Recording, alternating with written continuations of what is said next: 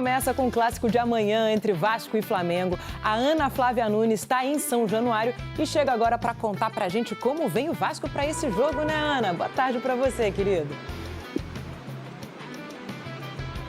Ei, Débora, tudo bem? Ótima tarde para você, boa tarde a todos. O Vasco chega para esse clássico contra o Flamengo amanhã com dúvidas e desfalques, tá?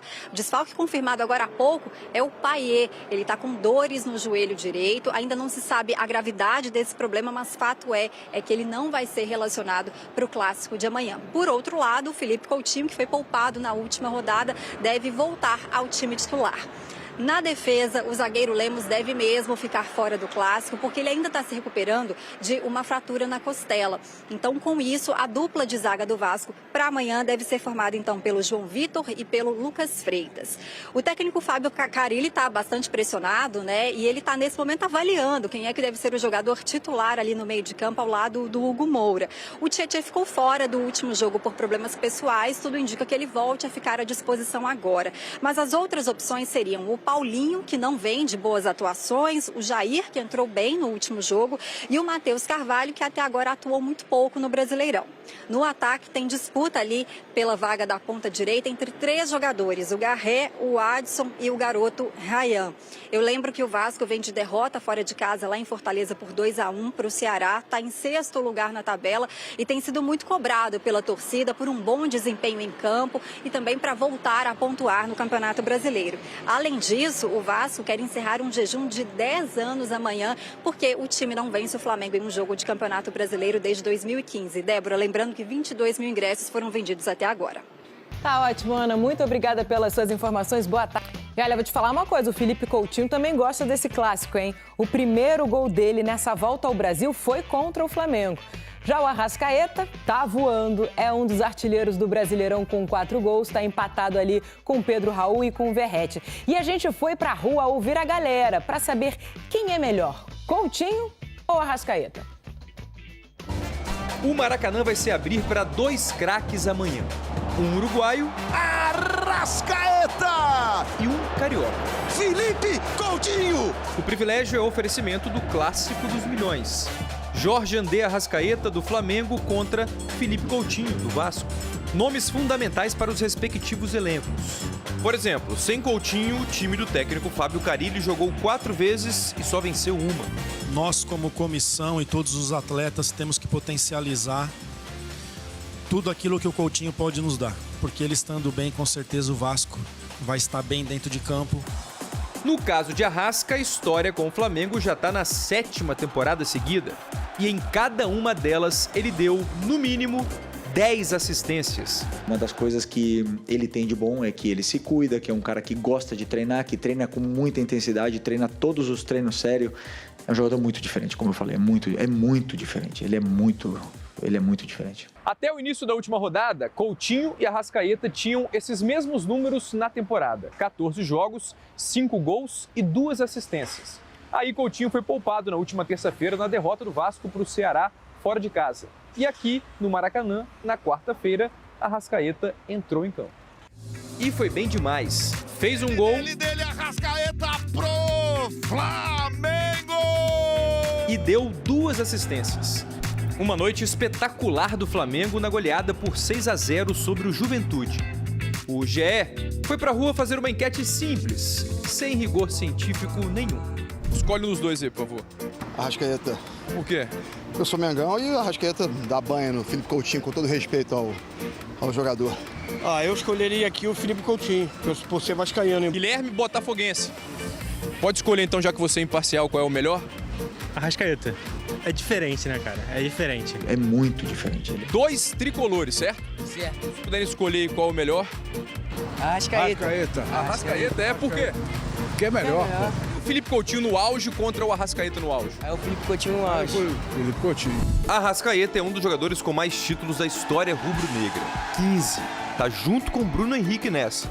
Coutinho jogou em gigantes da Europa, ganhou a Liga dos Campeões pelo Bayern de Munique. Sem contar que foi titular da seleção brasileira em Copa do Mundo. Felipe Coutinho é o nome dele! Isso aqui não era nem pra estar aparecendo aqui, pô. Sem sombra de dúvida. Escolheu o Coutinho. Claro. Por quê? Pô, porque ele é melhor, pô. A carreira dele diz isso. Não tem comparação.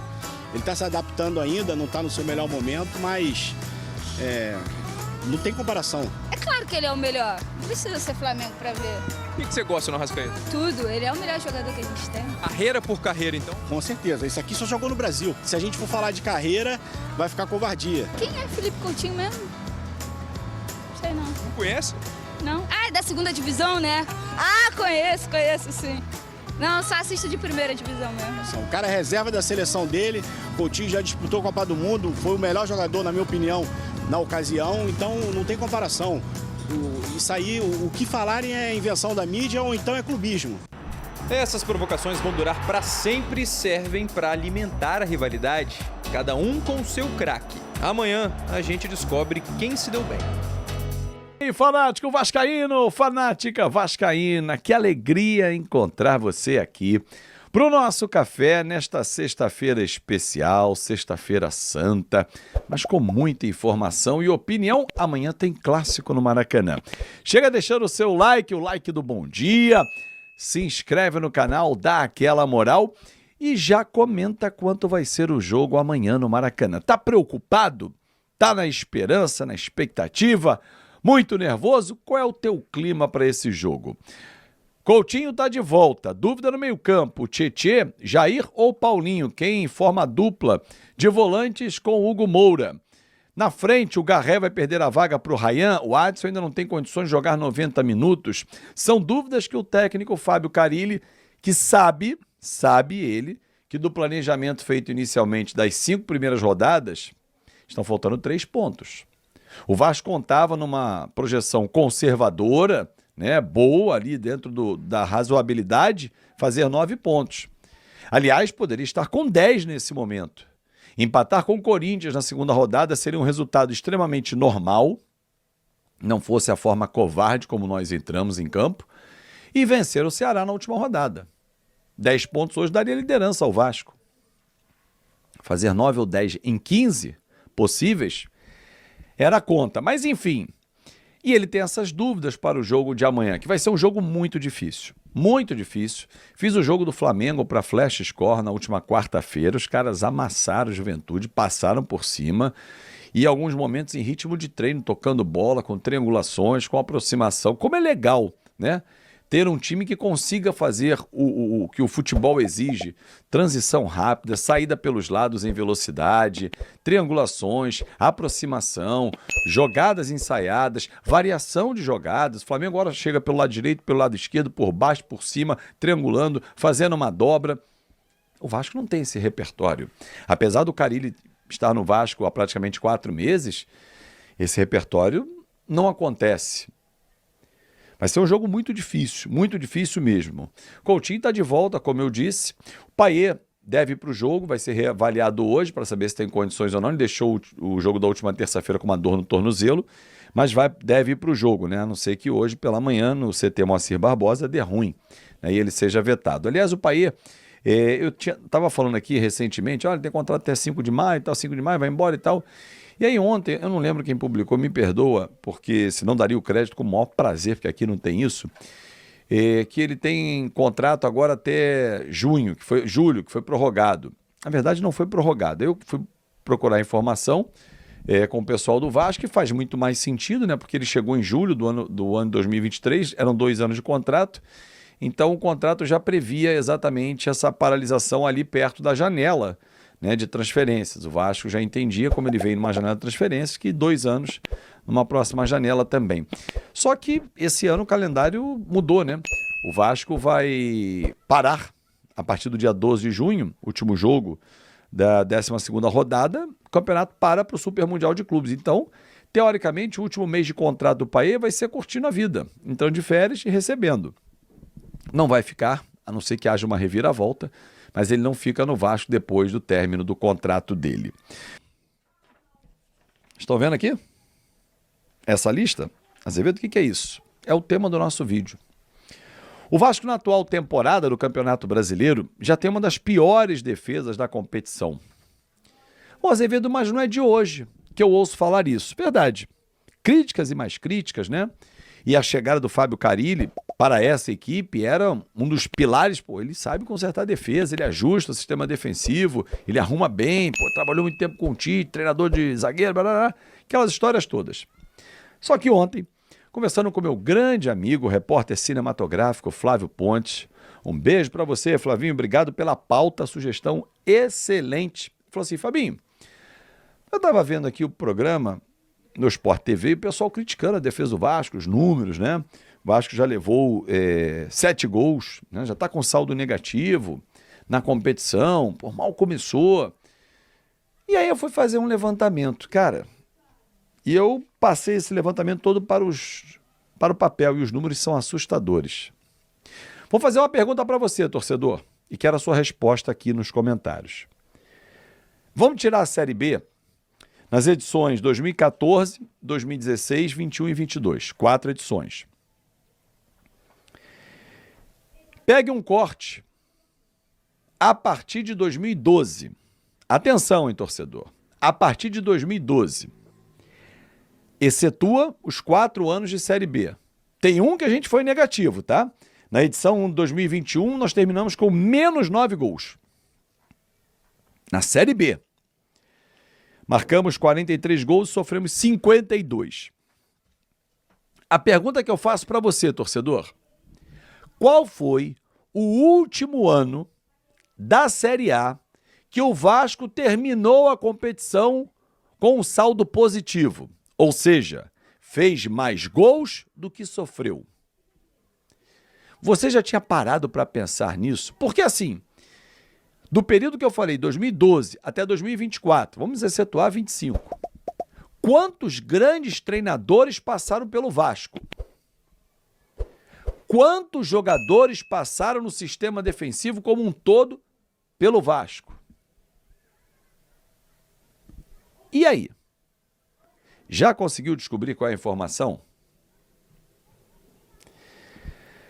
Meus amigos, os números são assustadores, ó. Assustadores. Vou começar com 2011 só para que a gente faça um corte um pouquinho ampliado para que você entenda. Segundo lugar, a gente brigou até a rodada final com o Corinthians, aqueles erros absurdos de arbitragem. E o Vasco acabou vice-campeão naquele ano com um saldo de 17 gols. 57 marcados e 40 sofridos. Temporada 2012, guarde esse número, hein? Quinto colocado, 45 gols marcados e 44 sofridos. Saldo de 1. Essa foi a última temporada, torcedor. Pasmem. Olhem os números das temporadas seguintes. 2013, saldo negativo de 11 gols. 2015, eu vou pular a Série B de 2014, né? 2015, 18º lugar. Mesma posição de 2013, aliás. Saldo negativo de 26 gols. Sofremos 54 naquela edição. 2017, fomos à pré-Libertadores. Que maravilha! Mas levamos 47 gols e o saldo foi menos 7. 2018, 16º lugar, mas um respiro, né? Menos 7 gols também. 48 sofridos. 2019, 12º lugar. Melhorou, né, Azevedo? Menos 6 gols. 45 sofridos. 2020, rebaixamento. 17º lugar. Menos 19 gols. 56 sofridos. 2023, naquela corrida em que chegou o Ramon Dias, salvou na reta final com Verrete, Paê, aquela coisa toda. Medel, Maicon, menos 10 gols. 15º lugar naquela batalha com o Red Bull Bragantino em casa. 51 gols sofridos. Ano passado, menos 13 gols. 10º lugar o Vasco ficou com 56 gols sofridos. Meus amigos, o que acontece com o Vasco? Quem é o culpado? Colocar tudo na conta do Carille, do João Vitor, do Lucas Freitas? E desse histórico, quem é o culpado por isso? Ah, foi o Léo Pelé, foi o Michael, foi o Medel, foi o Leandro Castan, foi o Ricardo Graça. E a gente vai lembrar N nomes de jogadores que passaram pelo Vasco. Será que nenhum treinador, Luxemburgo, Abel, Ramon Menezes, Ramon Dias, enfim, tantos outros. Ninguém, Dorival, ninguém foi capaz de organizar essa bagaça aqui e acabar com esse número vergonhoso.